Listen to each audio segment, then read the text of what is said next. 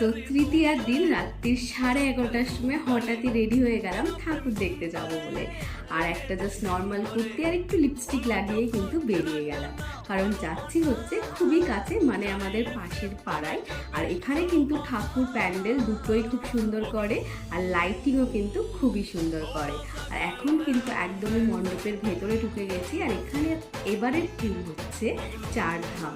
তোমরা দেখতেই পেলে যে প্যান্ডেলটা কত সুন্দর করেছে। চলো এখন ভেতরটা তোমাদের দেখাই।